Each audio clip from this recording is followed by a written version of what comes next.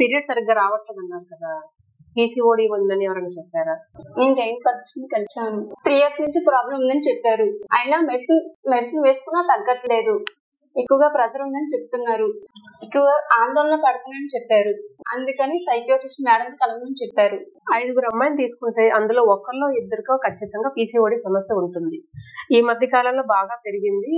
Main reason ముఖ్యంగా food, processed food, junk food, బయటకి ఇష్టం వచ్చినట్టు తినటము, ఇర్రెగ్యులర్ టైమింగ్స్ లో తినడం అనేది మేజర్ రీజన్ అని అందరికీ చెప్తూ ఫుడ్ లో మార్పులు చేసుకోండి పీసీఓడి తగ్గుతుంది అని చెప్తున్నారు. దాంతో కన్నా ఇంకా ముఖ్యమైనది ఏంటంటే స్ట్రెస్, ఒత్తిడి. దానివల్ల పీసీఓడి సమస్య ఏంటి? పీసీఓడి అంటే హార్మోనల్ ఇంబ్యాలెన్స్ కదా, ఇలా అనుమానం రావచ్చు.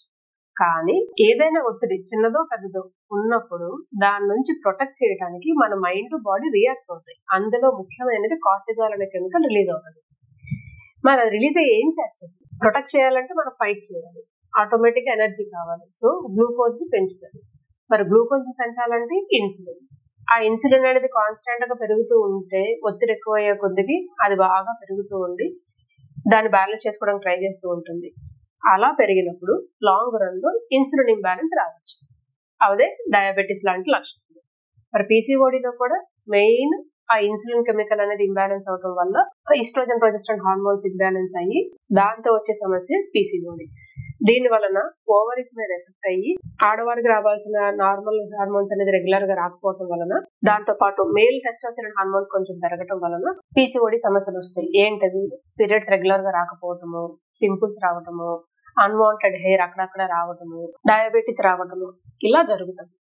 అందుకనే ఒత్తిడి ఎక్కువైతే హార్మోనల్ ఇంబ్యాలెన్స్ జరగటం వలన ఇప్పుడున్న కాలేజ్ స్టూడెంట్స్ దగ్గర నుండి పెళ్ళైన వాళ్ళ దగ్గర నుంచి అందరికీ పీసీఓడి సమస్యలు బాగా పెరిగాయి. సో ఫుడ్ లో ఎలాంటి మార్పులు చేసుకుంటారో మైండ్ ని కామ్ చేసుకోవడం చాలా చాలా ముఖ్యం. ఒకవేళ మనకంటూ మనం చేసుకోలేకపోతే ఇఫ్ నీడెడ్ ఖచ్చితంగా మెంటల్ హెల్త్ ప్రొఫెషనల్స్ కలవాలి. యాంగ్జైటీ, డిప్రెషన్ లాంటివి ఉన్నాయేమో చెక్ చేసుకోవాలి.